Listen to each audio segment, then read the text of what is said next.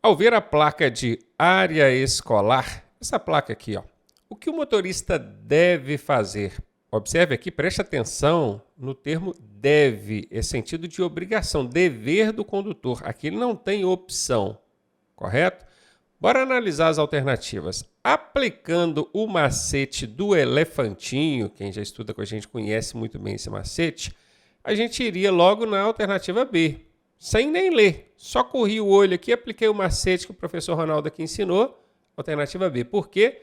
Porque ela destacadamente ela é maior do que as outras. Ó, alternativa A, C e D tem uma linha, às vezes meia linha aqui de resposta, enquanto a B é grandona, chegou a virar a segunda linha. É grandona? É elefantinho. Elefantinho, 80% de chance desta ser a resposta. Nem li as alternativas, hein? Então anota esse macete aí. Mas vamos analisar para ver. Seguir na mesma velocidade, já que é uma rua comum. Bom, se fosse uma situação comum, para eu manter a velocidade que eu estou, não haveria necessidade da placa. Confere? Então aqui não faz muito sentido, não. Já não iria nessa letra A. Reduzir a velocidade, opa, se eu estou numa área escolar, eu preciso tomar cuidado. Reduzir, diminuir a velocidade. E redobrar a atenção, principalmente com crianças e pedestres. Dobrar a atenção já é uma atenção em dobro. Redobrar, eu imagino que seja uma atenção em quádruplo. Vamos ver assim? Fica ótimo, né, gente? Tanto a primeira parte aqui quanto a segunda parte nos leva a entender que, ok, isso mesmo. Ó. Com certeza vai ser essa alternativa a ser marcada, né? Mas vamos analisar as outras. Acelerar para passar antes do sinal vermelho. Bom, aqui não está nem falando de semáforo, está falando de área escolar, mas vamos imaginar que aqui tem um semáforo e ele ficou no amarelo. Você vai acelerar para passar antes dele ficar no vermelho? Numa área escolar, onde você tem que tomar cuidado, reduzir a velocidade? Com certeza isso aqui não faz o menor sentido. E buzinar para avisar aos pedestres, a depender da circunstância, um toque na buzina para alertar sobre riscos e circunstâncias, até poderia, mas não é o que a questão traz aqui. Ficou legal isso aqui também não. Letra D fora, ficamos com o elefantinho mesmo, B de bola, macete, 80% aí funcionando, hein? O que a placa R26 indica? Ela não indica nada, ela regulamenta, tá? Secretaria Nacional de Trânsito. Essa placa significa siga em frente, é uma ordem, tá? Aqui está dizendo proibição. Não tem proibição nenhuma. A placa que proíbe, anota isso, ela tem uma tarja proibitiva, ó. Essa aqui não tem tarja proibitiva, então ela não proíbe nada. Obrigação de seguir em frente? Pode ser.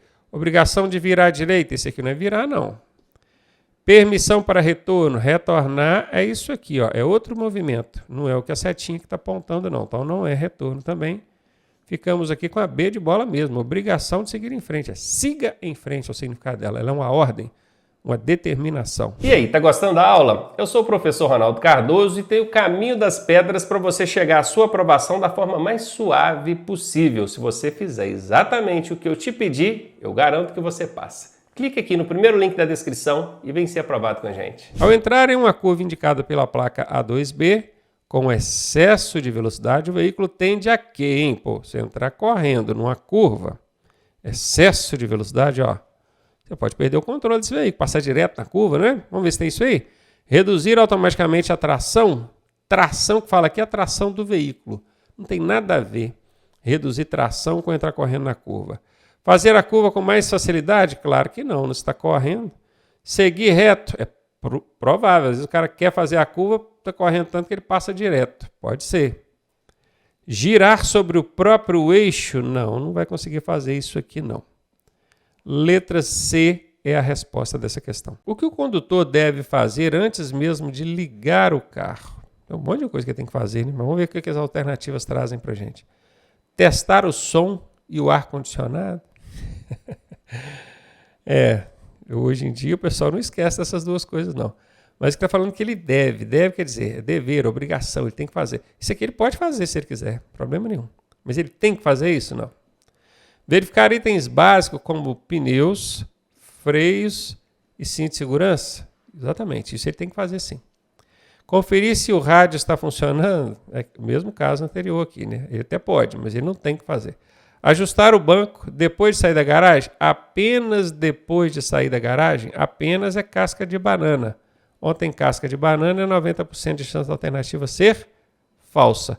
Sobrou mesmo a letra B de bola para gente. Como a sinalização horizontal complementa a vertical quando há conflito entre elas? Aí já começa a complicar, porque o pessoal ainda confunde esse lance de sinalização horizontal e vertical. Bora lá. Sinalização horizontal são aquelas pinturas no chão. Vou colocar no chão, mas o nome correto é no pavimento, no asfalto. Enquanto a sinalização vertical são as placas. Tem que guardar isso. E aqui o que a questão está querendo dizer é o seguinte: quando há um conflito quer dizer, um diz uma coisa, o outro diz a outra, entre essas sinalizações, quem que eu devo obedecer? Vou dar um exemplo. Imagine que tem uma placa proibindo ultrapassar. É assim que é a placa de proibir ultrapassar? Mais ou menos. Essa aqui é proibido mudar de faixa de trânsito. Beleza. Proibido ultrapassar. Não pode. Não quer que você mude de faixa de trânsito. A de proibir ultrapassar são dois carrinhos, né? Um do lado do outro, assim, ó. Isso. Não pode ultrapassar. A placa está proibindo. Mas no chão tem uma linha pontilhada dividindo os fluxos. A linha é a sinalização horizontal, porque é uma pintura no chão. A placa é uma sinalização vertical. A placa diz para não ultrapassar, a linha diz que pode. E aí? Quando acontece esse conflito, a gente precisa saber definir quem obedecer. Então vamos ver. Conflitos não ocorrem entre sinalizações, não deveriam ocorrer, mas ocorrem. Nesse caso aqui, por erro. Mas tem hora que pode acontecer não por erro, é por circunstância mesmo, não vou exemplificar aqui agora não, para não complicar ainda mais. Mas ocorrem sim, esses conflitos ocorrem. A sinalização vertical sempre prevalece. Sempre. É uma casca de banana. Quando tem casca de banana, é 90% de chance da alternativa ser errada. Professor, mas por que casca de banana? Casca de banana são 20 palavras que eu encontrei que quando elas aparecem dentro de uma alternativa, eu chamo elas de casca de banana. Opa, apareceu uma casca de banana aqui. Aí você deve estar pensando assim, professor, quais são essas 20 palavras? Não dá para explicar aqui agora na correção de uma questão. Vem estudar com a gente que eu te ensino. Então aqui, 90% de chance de ser errada, eu vou colocar como errada, porque é quase 100%, né? A sinalização horizontal sempre prevalece. De novo, sempre. Casca de banana. A hierarquia define prioridade. O que é hierarquia? Outra palavra difícil. Hierarquia é quem manda mais. Guarde isso na sua cabecinha aí. Toda vez que aparecer essa palavra hierarquia, é quem manda mais. Ela define prioridade, ou seja, quem vai ser respeitado primeiro. Marcas no solo orientam movimentos. Ok, que é o que está no chão, orientam movimentos ali. Se houver conflito, segue-se a ordem legal, mas não falou qual ordem legal. Simplesmente disse, siga o que está na legislação.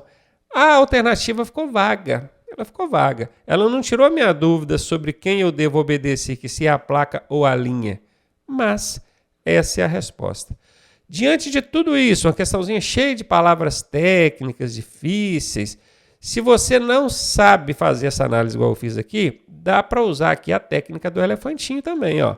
Alternativa curta, alternativa curta, alternativa curta, ó, curtinha, ó. Enquanto a última aqui tem 3 linhas de resposta.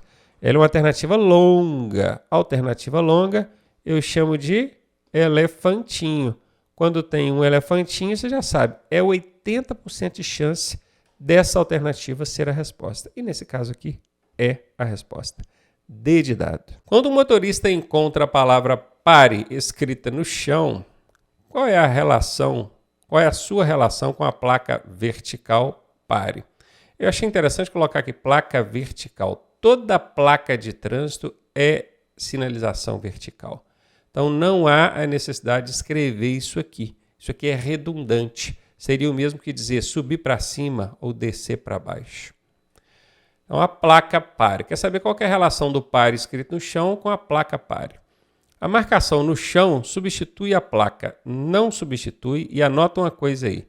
90% das vezes que aparecer essa palavra substitui na sua prova, essa alternativa estará errada. 90% das vezes. Ela reforça a mensagem da placa de pare. Perfeito. Ela reforça realmente. Porque às vezes o cara não está com atenção na placa, mas está olhando no chão ali, conseguiu perceber o pare no chão, indicando a mesma ordem de parada obrigatória também, ok? Certamente vai ser essa a resposta. A palavra no chão indica que a parada é opcional. Não é opcional, ela é obrigatória. É uma marcação para pedestres, não é para pedestre, é para motoristas. Então, letra B de bola é a resposta aí. Por que é importante aprender com a multa recebida? Eu tomei uma punição, uma multa. É importante aprender com ela para quê? Para evitar de você tomar outras, né? Claro. Porque evita dirigir? Evita dirigir? Tem nada a ver, encher a linguiça aqui.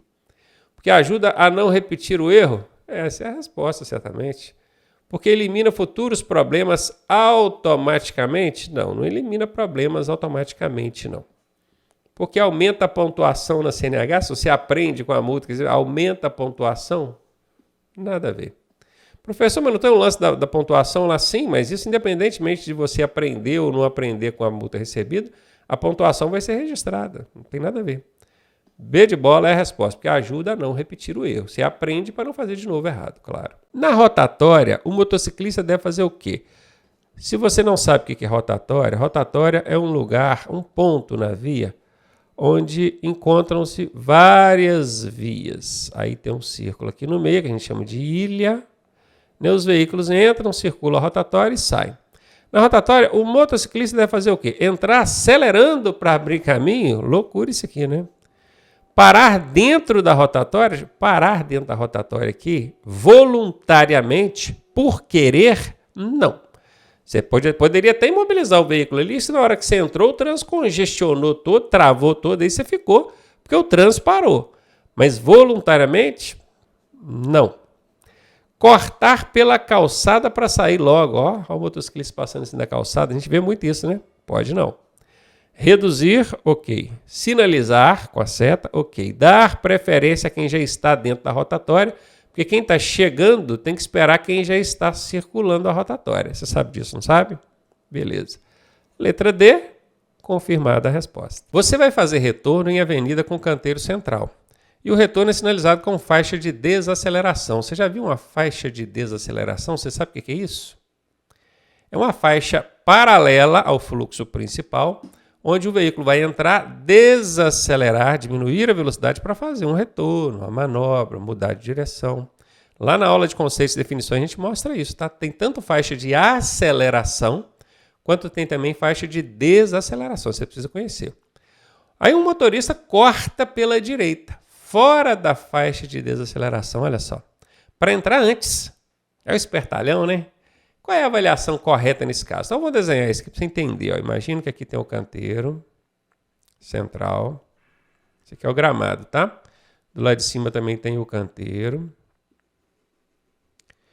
E aqui tem uma faixa de desaceleração. E aqui eles fazem uma marca de canalização. Essa marca de canalização, ela é assim, ó. Ela não tem essa linha do meio aqui não, até porque eu desenhei errado. Desculpa aí. Deixa eu ver se eu consigo apagá-la aqui. Aí, foi. Aí melhorou. Então, o veículo que está circulando aqui, ele quer fazer o retorno, ele tem que antes, bem antes, já jogar para a faixa de desaceleração para ele diminuir a velocidade e fazer o retorno. Só que aí está todo mundo aqui, às vezes essa área está meio congestionada, e vem um espertalhão e faz aqui, ó. Ele corta aqui por fora. Além de ser uma infração gravíssima, que passar sobre a marca de canalização é uma infração gravíssima, isso é perigoso. Não pode, esse espertalhão que está tudo errado, tá? Essa é a análise da situação aqui. Conduta errada, concordo, e perigosa, concordo também. O acesso deve ser apenas pela faixa de desaceleração. Aí vamos lá, aqui está dizendo que é errada, aqui está dizendo que é correta, correta, correta. Qual o macete que dá para aplicar aqui? Macete da ovelha negra. Correta, correta, correta, errada.